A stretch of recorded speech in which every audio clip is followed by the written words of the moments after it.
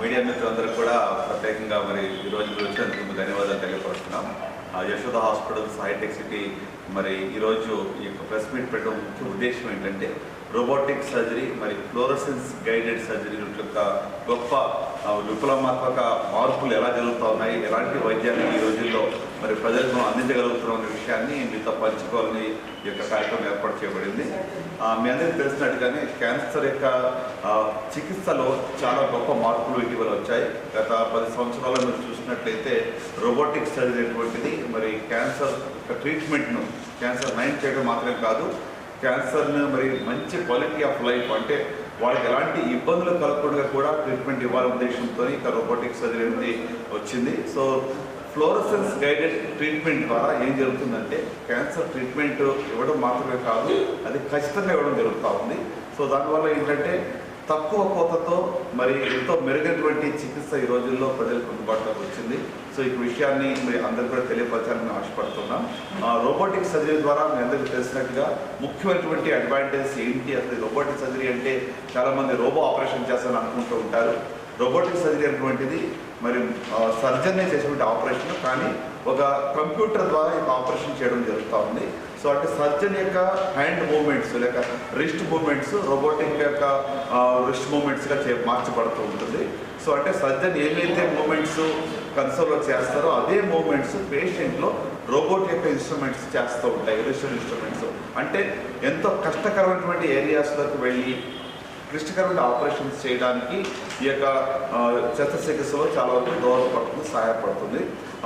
ముఖ్యమైనటువంటి యొక్క లాభాలు ఏంటి అని మనం ఆలోచిస్తే తక్కువ కోత, 8 మిల్లీమీటర్ సైజు అలాంటి 3 కానీ 4 చిన్న రంధ్రాలు సూక్ష్మ అన్నటువంటి రంధ్రాలు పెట్టి దాని ద్వారా ఈ యొక్క ఆపరేషన్ అనేది చేయడం జరుగుతూ ఉంది. అంటే ప్రోస్టేట్ క్యాన్సర్ కావచ్చు, గర్భాశయ క్యాన్సర్ కావచ్చు, లేకుంటే మరి అన్నవాహిక క్యాన్సర్ కావచ్చు, అలాగే లంగ్ క్యాన్సర్ కావచ్చు, ఊపిరితిత్తుల క్యాన్సర్ కావచ్చు, వీటిని ఆపరేషన్ చేయడం అనేది మామూలుగా అయితే చాలా పెద్ద కోతతో చేయాలి. ఆ పేషెంట్ రికవర్ అవ్వడానికి కూడా 10 రోజుల నుంచి 15 రోజులు పడుతూ ఉంటుంది. కానీ ఈ రోబోటిక్ సర్జరీ ద్వారా మీరు చూసినట్టయితే ఎంతో మరి త్వరితగతిలో కోలుకునే అవకాశం ఉంది. ఎందుకంటే తక్కువ కోత ఉంది, తక్కువ నొప్పి ఉంటుంది, తక్కువ రక్తస్రావం ఉంటుంది, తక్కువ ఐసీయూ స్టే ఉంటుంది. త్వరితగతిలో వాళ్ళు కోలుకుని మరి వారికి ఇంటికి వెళ్ళి పనులు చేసుకున్నప్పుడే వీలు ఉంటుంది. ఉదాహరణ చెప్పాలంటే నిన్న మార్నింగ్ నేను లంగ్ క్యాన్సర్ సర్జరీ రోబోటిక్ చేశాను. ఒక 3 సెంటీమీటర్ లంగ్ నాడీలు ఉంటే క్యాన్సర్ ఆపరేషన్ జరిగింది. నిన్న మార్నింగ్ ఆపరేషన్ అయింది. ఈరోజు మార్నింగ్ ఇక్కడ రాకముందు పేషెంట్ చూసి డిశ్చార్జ్ రాసేసి వస్తున్నాం. మామూలుగా చూస్తే 10 రోజులు మినిమం హాస్పిటల్లో పేషెంట్ ఉండాలి.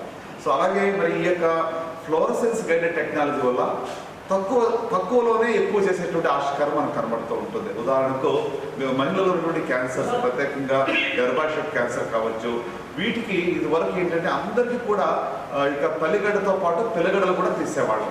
సో లింఫ్ నోడ్స్ అంటాం. ఇక లింఫ్ నోడ్స్ అందరికీ కూడా రొటీన్గా తీసేసింది వాళ్ళు.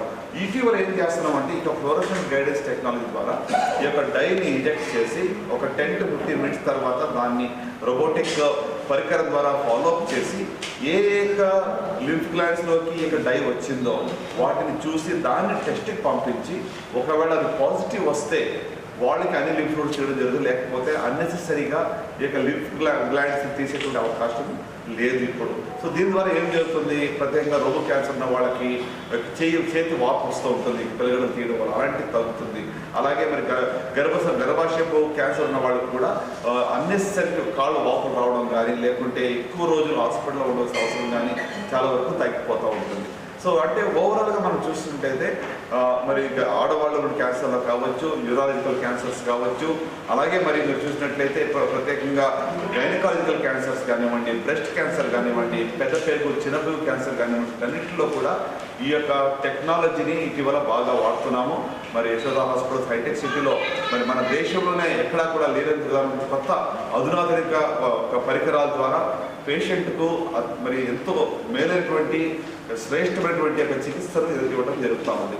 సో ఈ యొక్క robotic surgery fluorescence guided technology ద్వారా ముఖ్యంగా పేషెంట్కు మరి ఎంతో మేలైనటువంటి వైద్యము, తక్కువ ట్రీట్మెంట్ టైం పడుతుంది, అలాగే ఖర్చు కూడా ఎక్కువగా లేదు. ఎందుకంటే ఒక వారం హాస్పిటలేషన్ ఉండాలి, లేకపోతే ఒక్కరోజు హాస్పిటల్లో ఉండాలంటే ఆ యొక్క 6 days అన్నెసరీ స్టే కూడా తగ్గుతుంది. సో ఇది ఈ యొక్క రోబోటిక్ అండ్ ఫ్లోరోసెన్స్ గైడెడ్ టెక్నాలజీకి అడ్వాంటేజెస్. రానున్న రోజుల్లో మరి నిజామాబాద్ అనే ప్రాంతాల్లో కూడా టెలి సర్జరీ అనేది రాబోతా ఉంది. రోబోటిక్ సర్జరీలో సర్జన్ వేరే చోట ఉంటాడు, మరి యొక్క ఎక్విప్మెంట్ వేరే చోట ఉంటుంది. అలాగా దూర ప్రాంతాల్లో ఉండి కూడా ఆపరేషన్ చేసేటువంటి అవకాశము ఇటీవల టెలి సర్జరీ ద్వారా జరుగుతుంది.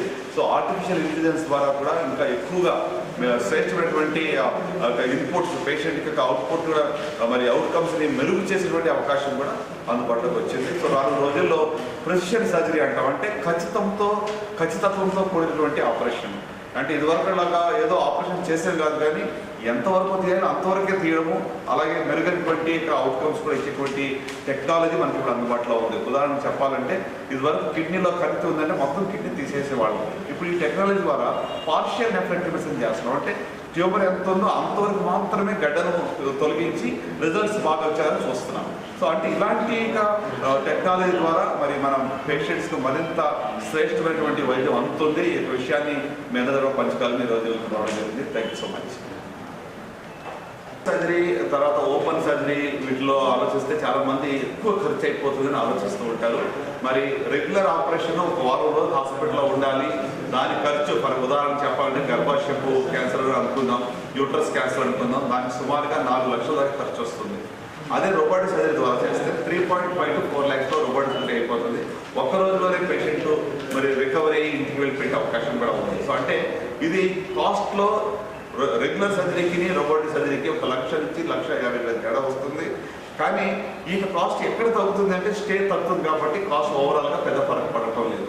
సో అంటే ఎక్కువ రోజులు హాస్పిటల్లో ఉండడం, అది కాకుండా ఇంకా లెక్క వేస్తే ఎంత త్వరగా వాళ్ళు పనిలోకి వెళ్ళగలరు, జాబ్లోకి ఎప్పుడు వెళ్ళగలరు, అవన్నీ లెక్క వేసుకుంటే రోబోటిక్ అంటే అడ్వాంటేజ్ హాస్పిటల్లో ఉంది.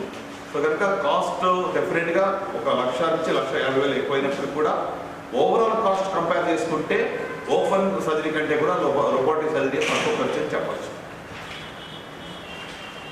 క్యాన్సర్ని ఫస్ట్ ఇయర్ ఎలా గుర్తించాలి, చాలా మంచి ప్రశ్న అడిగారు.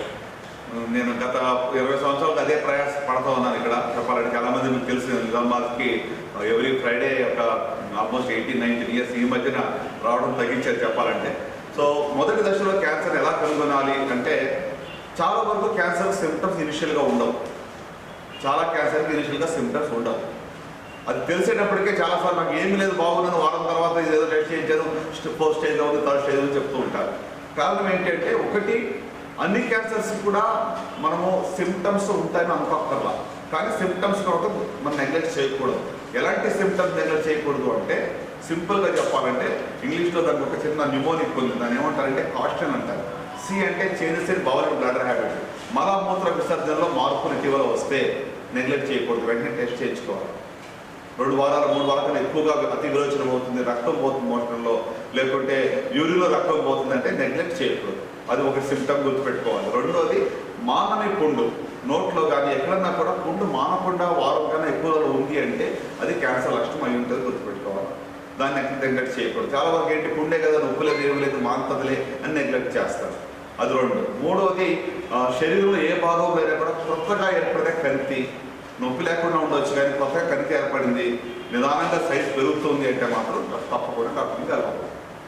అంటే కొత్తగా ఏర్పడిన చిన్నప్పుడు చిన్న కంతులు ఉంటాయి, పాలగడ్డలు ఉంటాయి, దానికోసం కంగారు పడద్దు. ఏ కంతి ఉన్నా కానీ ఇది క్యాన్సర్ అని భయంతో వచ్చి అందరితో టెస్ట్ చేసుకోవడం నేను చెప్పట్లా. అలాగే నెక్స్ట్ సిమ్టమ్ ఏంటంటే మరి చిన్నప్పటి నుంచి పుట్టుమచ్చలు ఉంటాయి చాలామంది, ఇటీవల సైజ్ పెరుగుతున్నట్టయితే, దురద వస్తున్నట్టయితే, బ్లీడింగ్ అవుతుందంటే మాత్రం చూపించుకోవాలి. అది కాకుండా మరి ఇంకోటి ఏంటంటే మానని లేకపోతే తగ్గని దగ్గు, ఇటీవల కోవిడ్ వచ్చాక దగ్గు వచ్చిందంటే 2 వారాలు 3 రోజులు గ్యారెంటీగా ఉంటుంది. నెల అయినా కూడా దగ్గు మానడం లేదు, గొంతుకు బొంగులు పోయింది, వాయిస్ తేడా వచ్చింది అంటే డాక్టర్ని కలవాలి. ఈ సిమ్టమ్స్ గుర్తుపెట్టుకోండి. కానీ ఇవన్నీ నేను గుర్తుపెట్టుకోవడం కష్టం. ఇది ఎలా తెలుస్తుంది అంటే మీ శరీరం మీతో మాట్లాడుతుంది, మీ శరీరం మీకు ఏం చెప్తుందని వినండి. ఏదో తేడాగా ఉంది, బాగా అనిపిస్తే డాక్టర్ని కలవాలి. సింపుల్గా చెప్పాలంటే లిజర్ట్ బాడీ అంటారు. ఓకే, ఇది లేదు ఇంకా ముందు అసలు సిమ్టమ్స్ చాలా వరకు రావు కదా, ఎలాగా అంటే స్క్రీనింగ్ టెస్ట్ చేయించుకోవాలి. కామన్ క్యాన్సర్స్కి మీకు సిమ్టమ్స్ ఎలాంటివి లేవు, నేను అంతా బాగున్నాను అనుకున్న వాళ్ళకి స్క్రీనింగ్ టెస్ట్ చేస్తాం. 40 సంవత్సరాలు పైబడిన వాళ్ళు, ఆడవాళ్ళు కానీ మగవాళ్ళు కానీ వాళ్ళకి కొన్ని స్క్రీనింగ్ టెస్ట్ ఉంటాయి. ఫర్ ఎగ్జాంపుల్ రొమ్ము క్యాన్సర్ ఏ ప్రాబ్లం లేదు తెలుసుకోవాలంటే మ్యామోగ్రఫీ చేస్తాం, ఎక్స్రే చెస్ట్ చేస్తాం, లేకపోతే ట్యూమర్ మార్కర్స్ ఉన్నాయి, ప్యాప్స్మియర్ ఉంది. ఇవన్నీ టెస్టులు ఏంటి బాగున్న వాళ్ళకి చేసి ముందు దశలో కనుక్కుంటానికి హెల్ప్ చేస్తాం. మీకు తెలియకుండానే జబ్బు ఉందా అని ఎఫ్ఎన్ఎస్సి కనిపి కనబడితే దానికి నీళ్ళు టెస్ట్ చేస్తారు కన్ఫర్మ్ చేసుకోవడానికి, ఎఫ్ఎన్ఎస్సి కానీ బయాప్సీ కానీ. ఎన్ని రకాల క్యాన్సర్లు మనం చూస్తే శరీరంలో ప్రతి భాగంలో కూడా క్యాన్సర్ అవ్వచ్చు. 200 పైగా క్యాన్సర్ రకాలు ఉన్నాయి. మన తల వెంట్రుకల్లో గోర్లు తప్ప మరి ఏ పార్ట్లోనే కూడా క్యాన్సర్ రావచ్చు. కానీ సర్వసాధారణంగా మన దేశంలో మనం చూసేటువంటి క్యాన్సర్స్, ప్రత్యేకంగా మన తెలంగాణ రాష్ట్రంలో చూసే క్యాన్సర్స్, నోటి క్యాన్సర్స్ మగవాళ్ళు నెంబర్ 1. దాని తర్వాత పెద్ద ఊపిరితిత్తుల cancer, prostate cancer, lung cancer కనబడుతుంది. ఆడవాళ్ళలో నెంబర్ 1, నెంబర్ 2 అంటే మీ అందరికీ తెలుసు రొమ్ము క్యాన్సర్ నెంబర్ 1, గర్భాశయ ముఖద్వారపు క్యాన్సర్ నెంబర్ 2, సర్వైకల్ క్యాన్సర్ అన్న దానికి ఇటీవల వ్యాక్సిన్ అందుబాటులోకి వచ్చింది భారత ప్రభుత్వం. మరి ఆడపిల్లలు అందరికీ కూడా 15 సంవత్సరాలు ఉన్న వాళ్ళందరికీ కూడా హెచ్పివి వ్యాక్సిన్ తీసుకోవాలని చెప్పారు. ఎందుకంటే ఒక క్యాన్సర్ని ఒక టీకాతో రాకుండా చేయొచ్చు మన జీవితకాలంలో. 2 టీకాల ద్వారా 2 క్యాన్సర్ రాకుండా చేయొచ్చు. ఒకటి గర్భాశయ ముఖద్వారపు క్యాన్సర్, రెండోది లివర్ క్యాన్సర్, ఇంకా hepatitis B. HPV, hepatitis B virus ఈ 2 టీకాలు తీసుకుంటే 2 క్యాన్సర్లు రావు. 100% తీసుకోవాలి. దీంట్లో ఇది కోవిడ్ వ్యాక్సిన్ లాగా కాంట్రవర్సీ లేదు.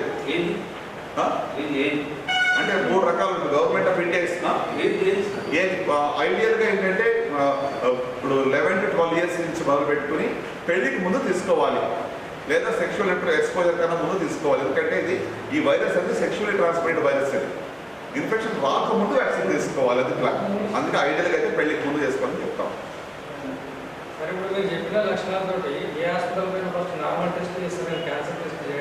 అంటే క్యాన్సర్ టెస్ట్ మనం అడిగి చేయించుకోవాలి. నార్మల్ టెస్ట్లకే మనం పోట్ల హాస్పిటల్కి. నిజంగా చెప్పాలంటే ఒక పెద్ద ప్రాబ్లం నేను చూస్తుంది ఏంటంటే ఒక క్యాన్సర్ సర్జన్గా ఇటీవల 80% ఆఫ్ క్యాన్సర్స్ నేను చూసేవి 3వ స్టేజ్ 4వ స్టేజ్లో ఉంటాయి. 80%. ఓకే, ఎందుకు అంటే దీని గురించి అవగాహన లేదు ఒకటి. రెండోది ఈ టెస్టులు కూడా చేసుకోవడం కూడా కొంచెం ఖర్చు కూడిన పని. మనకి ఇబ్బంది ఉండి ఇక మరీ తప్పదన్నప్పుడు మాత్రమే హాస్పిటల్కి వెళ్తాం. ప్రత్యేకంగా ఆడవాళ్ళు మీరు చూడండి, ఫ్యామిలీ రెస్పాన్సిబిలిటీస్ ఉంటాయి, పిల్లల రెస్పాన్సిబిలిటీస్ ఉంటాయి, వాళ్ళు ఇబ్బంది ఉన్నది చెప్పుకోరు, మరీ ముదిరిన తర్వాత చెప్పుకుంటారు. సో అందుకే నేనేమంటానంటే స్క్రీనింగ్ టెస్ట్ అనేటువంటిది 40 సంవత్సరాలు పైబడిన వాళ్ళు సంవత్సరం ఒకసారి చేయించుకోవాలి. కామన్ వాటికి అన్ని టెస్టులు అక్కర్లు. రొమ్ము క్యాన్సర్, గర్భాశయ ముఖద్వారపు క్యాన్సర్కి 2 టెస్టులు చాలు, మ్యామోగ్రఫీ, ప్యాప్స్మియర్. ఈ 2 చేయించుకుంటూ ఎంతైనా మంచిదని ఖచ్చితంగా చెప్పాను. మ్యామోగ్రఫీ, ప్యాప్స్మియర్ 2 కాస్ట్ అండి. స్క్రీనింగ్ టెస్ట్ మాకు అంటే టిపికల్గా డయాగ్నోస్టిక్ సెంటర్లో మీరు చూస్తే 3 నుంచి 4 వేల రూపాయలు టెస్ట్ వస్తుంది. హైదరాబాద్లో అరౌండ్ 7,000-8,000 అవుతుంది. ఇక్కడ మనకు 50% అవుతుంది. మీ అందరికీ తెలుసు మన ఫౌండేషన్ ద్వారా ఎన్నో స్క్రీనింగ్ క్యాంప్స్ మన జిల్లా అంతా కూడా గత 10 ఏళ్ళుగా చేస్తూనే ఉన్నాం, ఇంకా 2 రోజులు చేస్తాం కూడా. నోటి క్యాన్సర్ గురించి చెప్పాను కదండి. ఓరల్ క్యాన్సర్ ఎందుకు వస్తుంది మీ అందరికీ తెలుసు. పొగ సేవించడం అంటే కాల్చడం ఒకటి, నవ్వడం ఒకటి, ఈ 2 ద్వారానే ఇది వస్తుందని తెలుసు కానీ వదిలిపెట్టలేకపోతున్నారు. సో అంటే ఇది కూడా ప్రివెంటబుల్ క్యాన్సరే. మనం దీన్ని ఆపగలిగితే మరి ఒక 40% క్యాన్సర్ తగ్గిపోతాయి. నోటి క్యాన్సర్స్ 40% వరకు పొగాకు వల్ల వస్తున్నాయి. అంటే పొగాకు ఒకటి మనం మానగలిగితే, నవ్వటం కానీ లేకపోతే కాల్చడం కానీ మానగలిగితే 40% క్యాన్సర్ లేకుండా చేయవచ్చు. అంటే కొన్నిసార్లు ఉపయోగం మన చేతిలోనే ఉంది. ప్రభుత్వ నిర్ణయాలు కావచ్చు, ప్రజలు కూడా దానికి దూరంగా ఉన్నట్లయితే ఈ వ్యసనానికి ఖచ్చితంగా దీన్ని మనం నివారించవచ్చు. ఓకే,